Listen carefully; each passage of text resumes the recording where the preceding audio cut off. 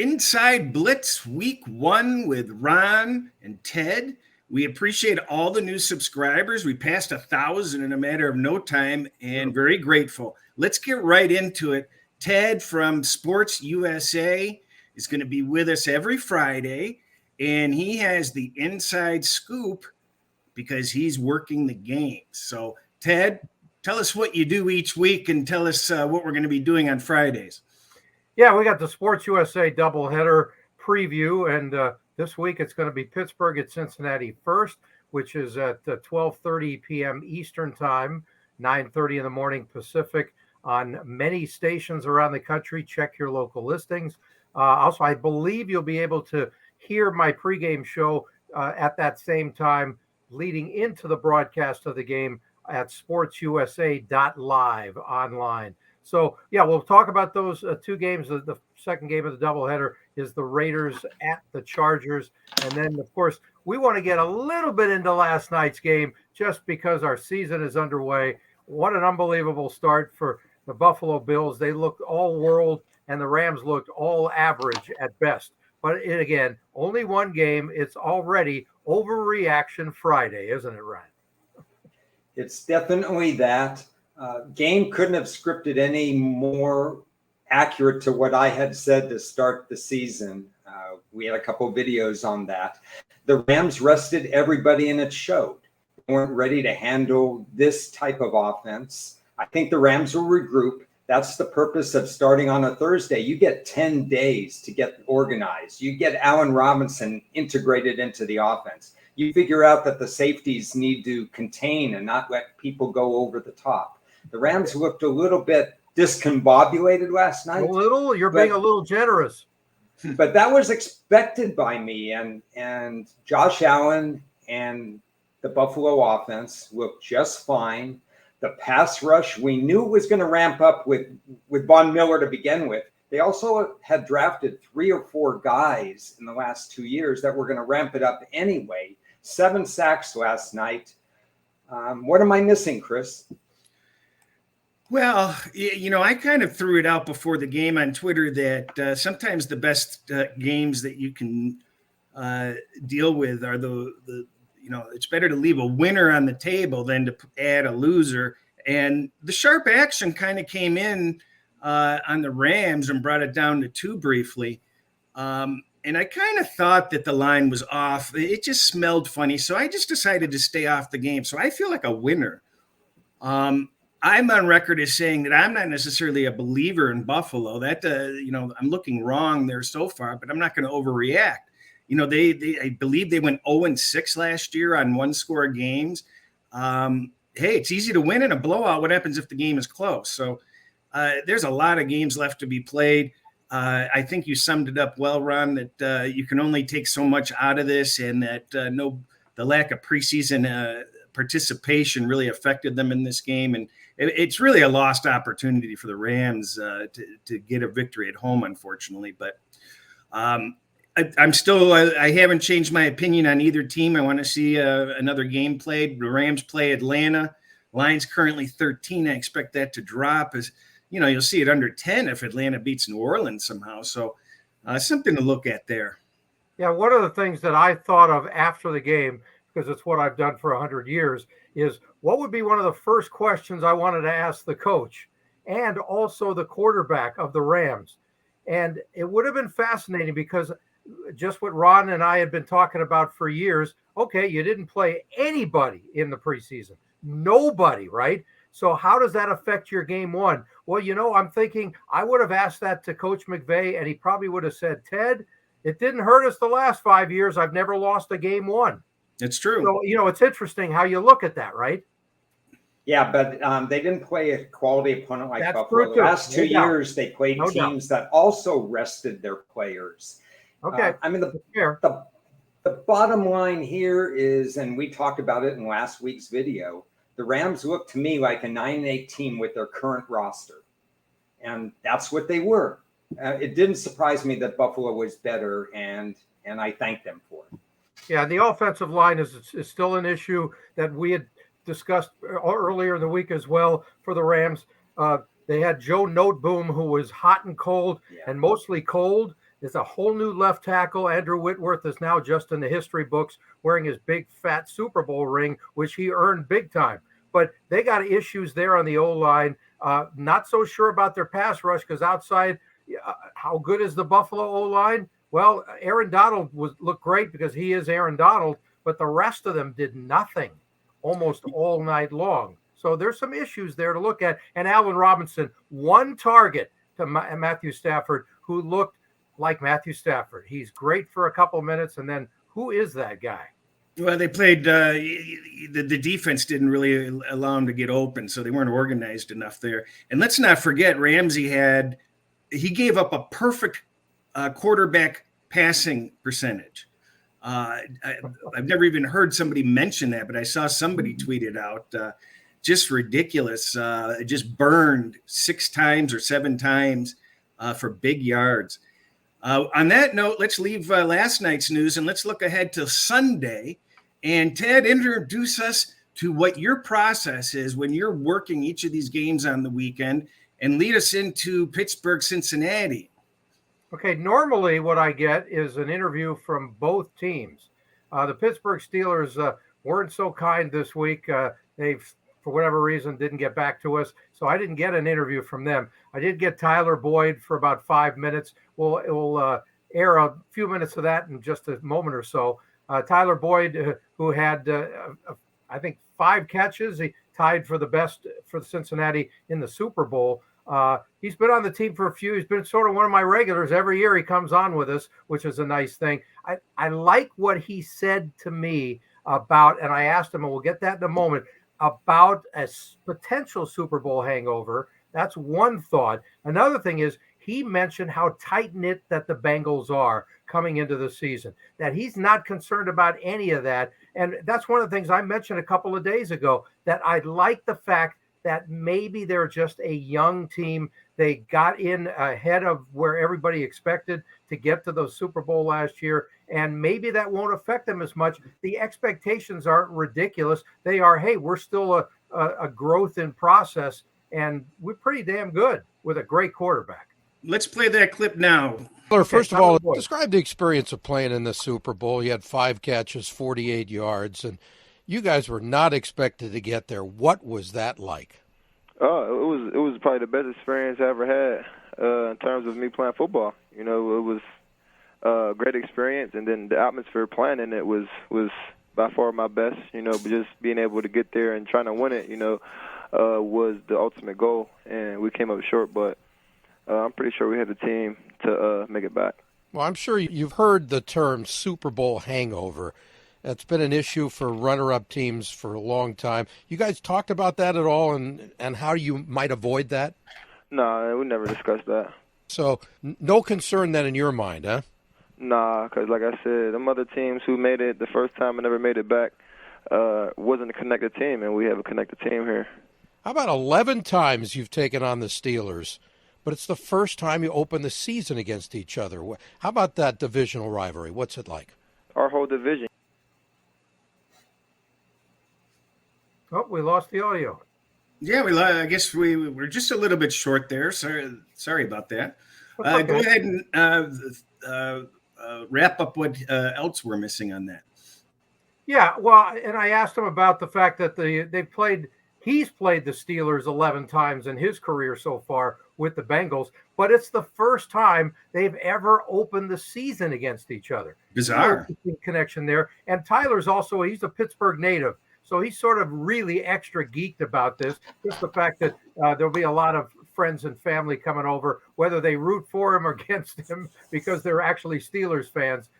That's sort of an interesting connection there. Bottom line is Cincinnati is a tight-knit group, and they feel really good about coming into the new season.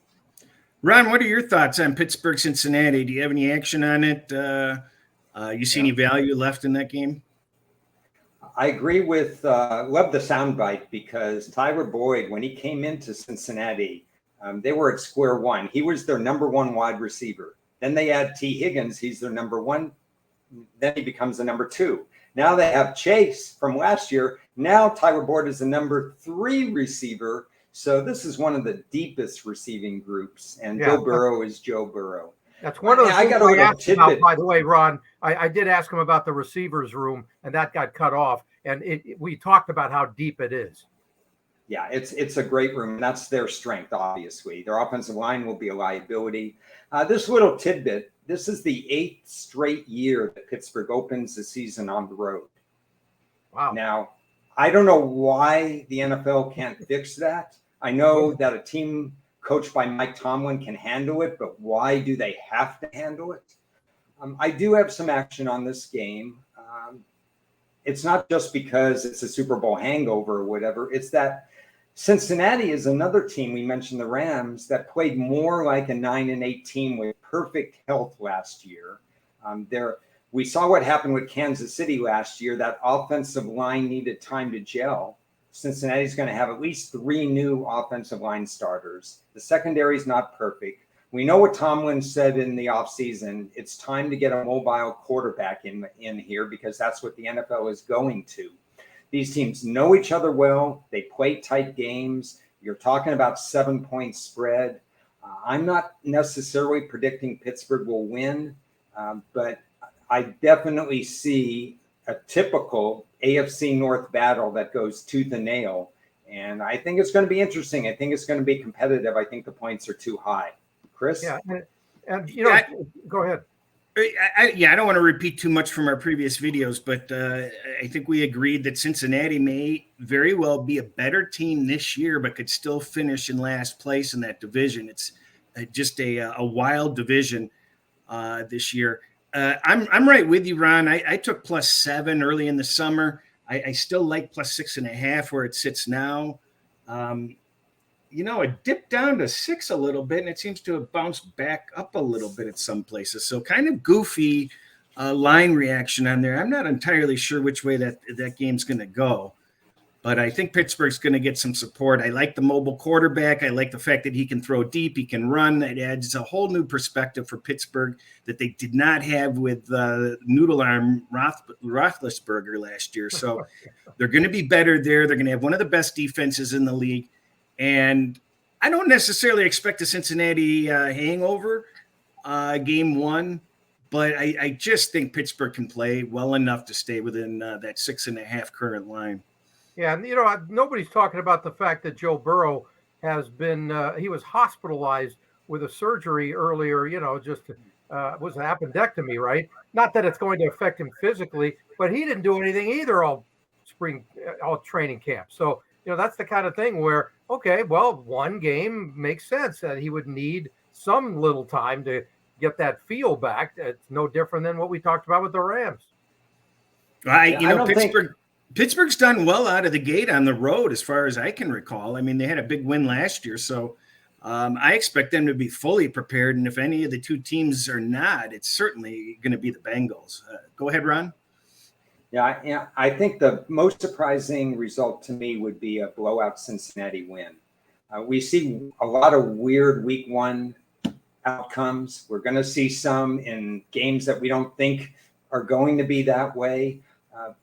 But it just seems like a close to the best game that both teams are going to be able to do what they need to do. Both teams have offensive line issues.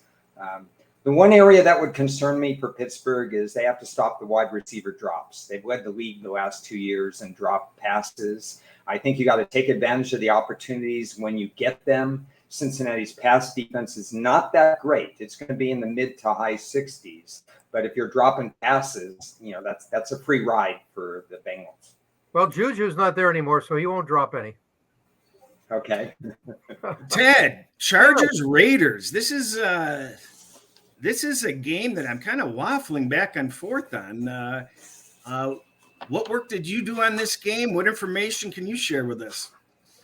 Well, I could tell you the fact that I love the history here, and it's commonly known, but I don't know, talked about much. This is not going to be a true home field advantage here for the Chargers. It's probably going to be at least 60-40, at least Raiders fans in the building. Okay. So let's forget about, they're going to go nuts for the opener and all that stuff. Yeah, they will. All 40 to 35% of them will. So anyway, that's part of the equation. Look, bottom line is I want to see what the Chargers do because of expectations are now greater. Even though they missed the playoffs last year, we've all said it. We're not the only ones. They are truly top three favorites in the AFC to move up and do something special this year. So now they got to prove it. And their head coach, Brandon Staley, has to prove that he's up to the moment. And Tom Telesco, I'm wondering if he grabbed him by the lapels at least one time during the offseason. I'm not saying anything publicly there, Coach, but I'm telling you to your face, if you do that again next year and miss the playoffs because you want to do it your way, that ain't going to work, folks. So I'm a little bit, I'm going to be watching that all year long just to see how they handle that. But look, the bottom line is great roster that Telesco has put together here. They're one of the deepest teams in the league. Now they got to go out and play like it. And against a Raiders team that they want to show what they're all about too. And Devontae Adams says, give me the damn ball, like Keyshawn Johnson used to talk about. I agree with everything that you said. And that's sad.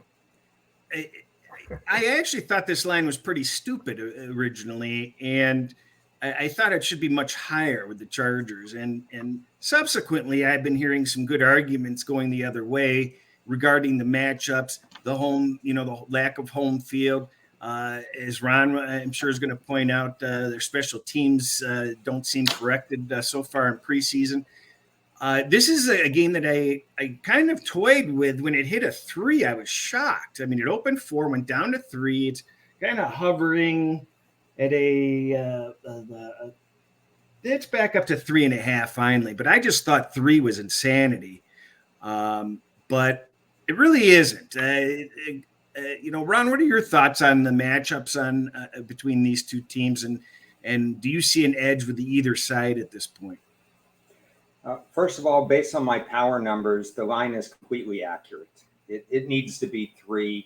The Raiders have elevated their pass rush, and they have elevated with Chandler Jones, and obviously Devontae Adams adds a dimension. There's excitement for them. Meanwhile, the Chargers, Khalil Mack is going to be a very interesting follow for me. How much does he bring to the table? Does he have to play every down? No.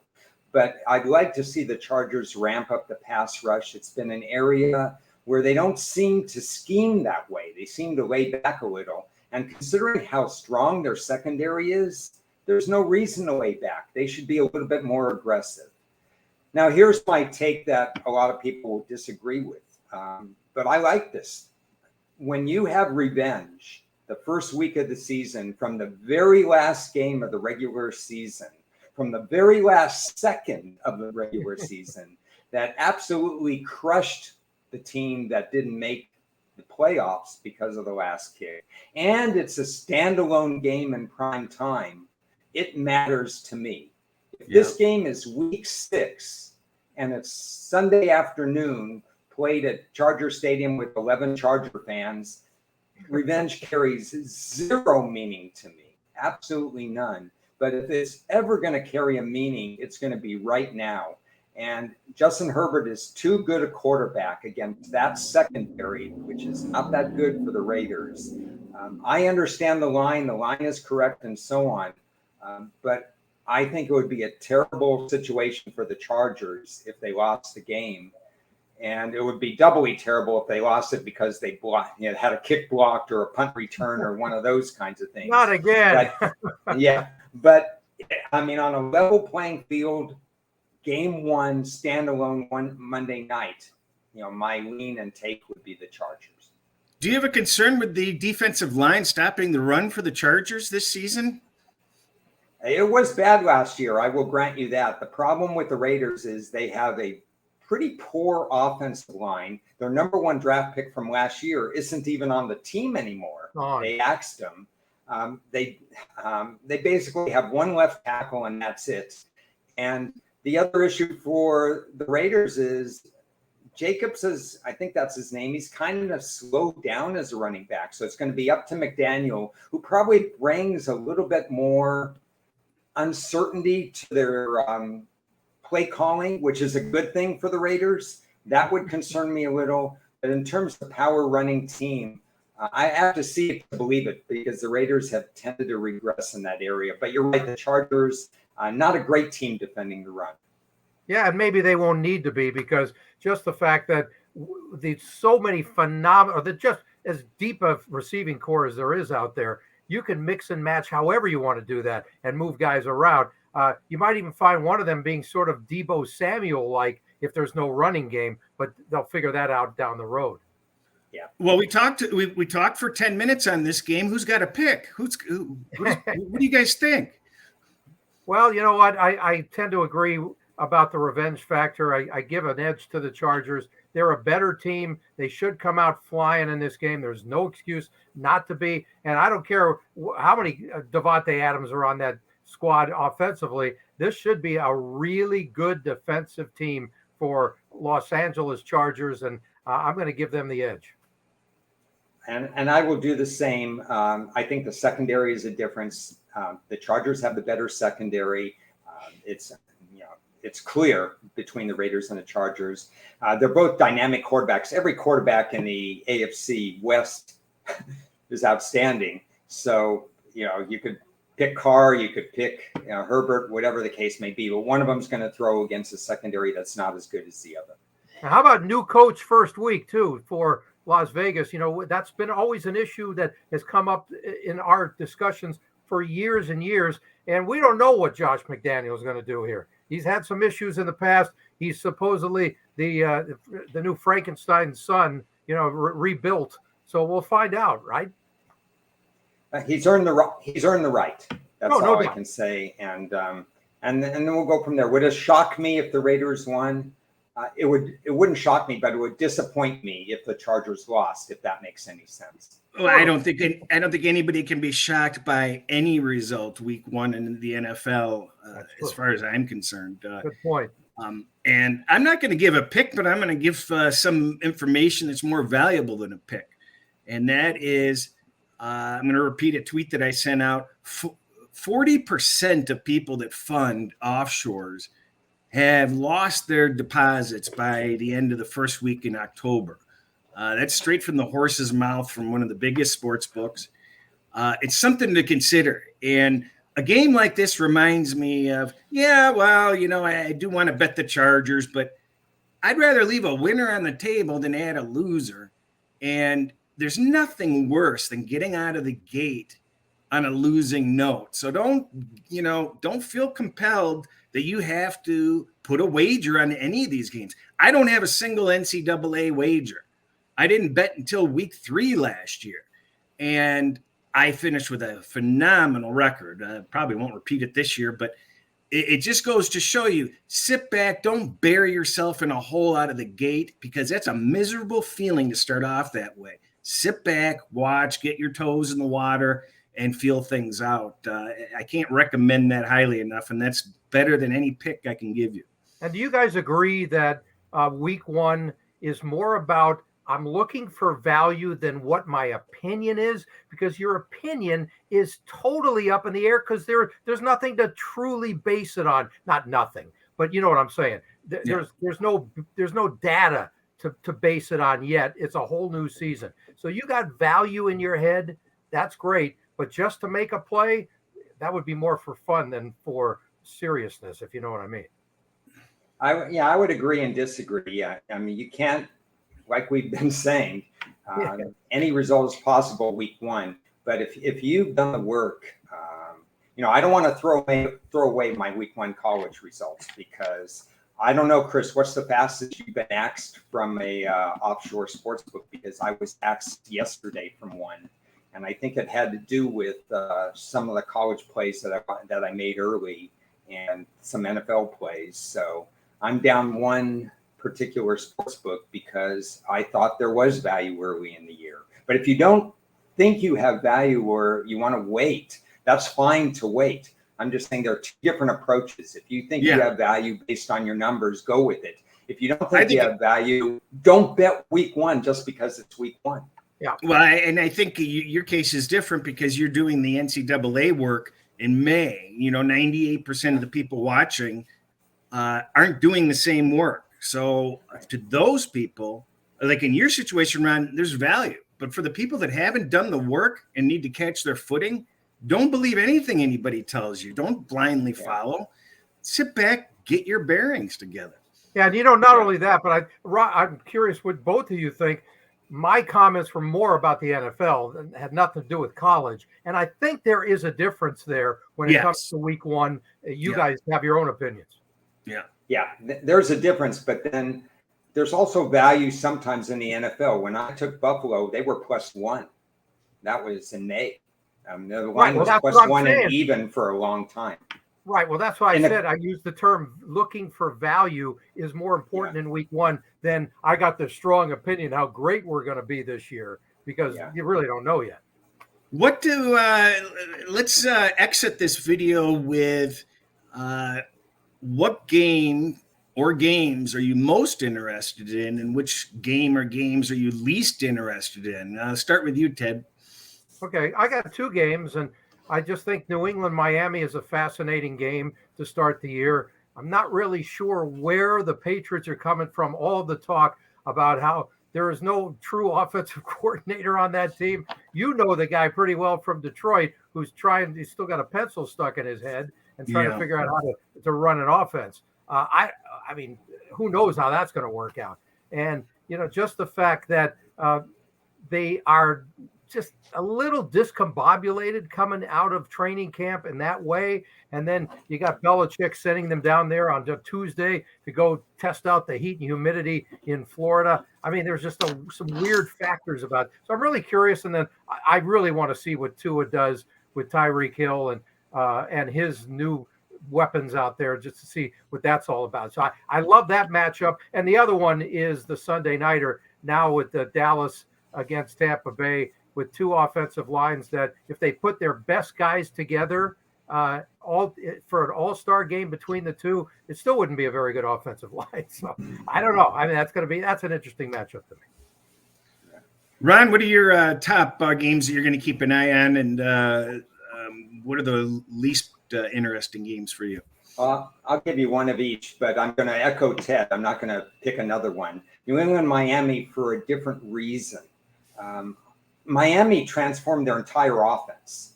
I mean, you look at Brian Flores, a defensive-minded coach, and I don't know how it's going to work with still a weak offensive line, but they've added speed in Tyreek Hill. They have the San Francisco system going with the running backs. It's a fascinating matchup, and I think people are sleeping on New England a little bit because the defensive numbers looked decent in August. They got in their work. They did everything that I would have asked them to do. The series has kind of gone Miami's way at Miami, but it's usually been close.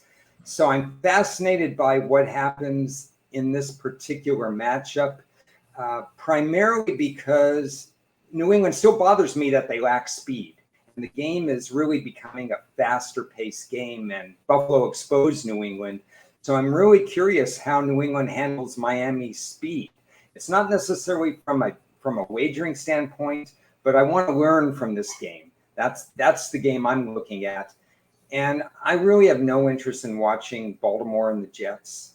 I really have no interest in watching the Jets at all this year. It's a brutal first 10 games. I hope they don't steal a win or 2 or 3 because, I have a pretty big position on that particular team to fade them. But can we just skip that game on the Red Zone channel this week? And by the way, I got a quick thought on the Miami thing once again, we've talked about this in the past. First time new coach against Bill Belichick. Mike McDaniel's got to say, you talk about being exposed. I mean, what's he going to do from a adjustment standpoint throughout the maybe he won't have to, but that's going to be an interesting matchup against each other on the sidelines.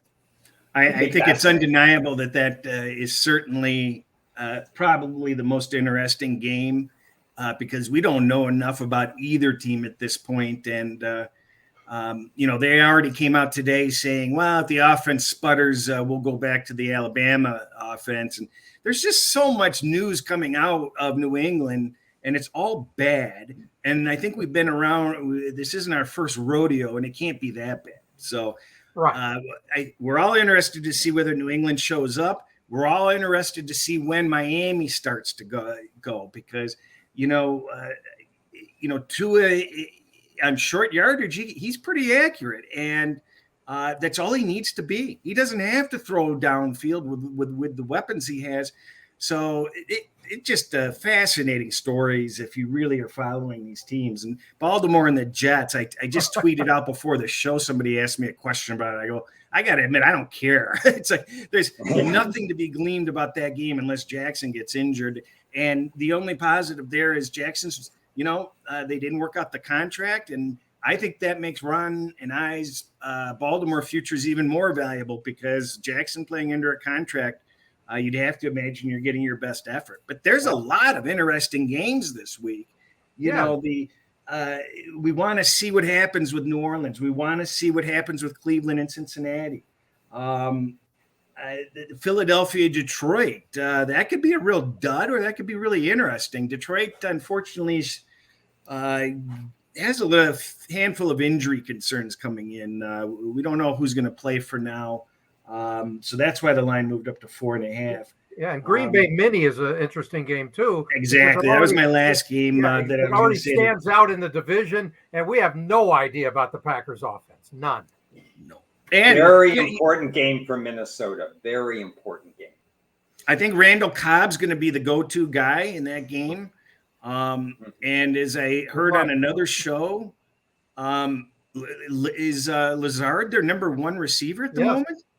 He wasn't. He was a number 3, and now he's moved up to a number 1. Well, so it doesn't really matter what the number is because you got the kids there, and you just have unknown factors. So throw the numbers out. Those meaningless. Those numbers right now. For those Any final thoughts, Ron? For those who are looking to see what the game plan is going to be for Green Bay, I think you're going to see a lot of throws to the running backs in week 1. Absolutely. I mentioned that in the you previous can script that out. You could prop that out. You could do whatever you want. But I think Rodgers is going to trust the people who's been there. That's the key word is trust. He doesn't tend to trust young guys, and that's always an issue. Well, that stare down is Tom Brady-like between Rodgers and I don't have any other thoughts other than I enjoyed last night's game, and I enjoyed the return of the NFL. And like Chris alluded to, there's so many storylines week 1. It's just going to be fascinating. Thanks for doing this each week. I look forward to how we look at your games, Ted.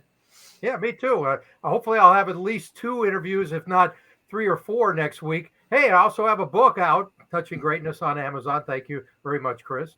But again, sportsusa.live, 9:30 a.m. Pacific time tomorrow. Pre-game show before Pittsburgh, Cincinnati. As soon as we disconnect here, I start typing away, baby. Well, I appreciate everybody that tuned in. We're going to do this Friday show every week, and we have no commitment at this time to do anything else because time is really sparse sometimes. So I imagine that occasionally Ron and I will come up with some ideas, and maybe Ted. And we'll have some pop-up videos here and there. But that's basically where we stand here is we gather our bearings for the season and we see where we're going, and we'll go from there. So look forward to these Fridays with Ted and Ron. And I'm not sure what other content's going to come out, but we try not to waste anybody's time. And we get to the point, and we don't want to waste our time either. Ron and I aren't selling anything like Ted is with his book. So I do want to sell one thing. Well, it's not really selling, but you see our Twitter handles. I will have a week 1 overreaction article coming out somewhere next week because everybody's going to overreact to whatever we see. Houston's going to win by 20, and we're going to say, where did that come from? And then they'll end up 2-15, and we'll forget about what happened in week 1. So we'll see what happens. Maybe we can do an overreaction video next week. We'll play it by ear. We'll see what happened. So thank you, everybody. Don't forget to subscribe or unsubscribe, and we'll see you next time.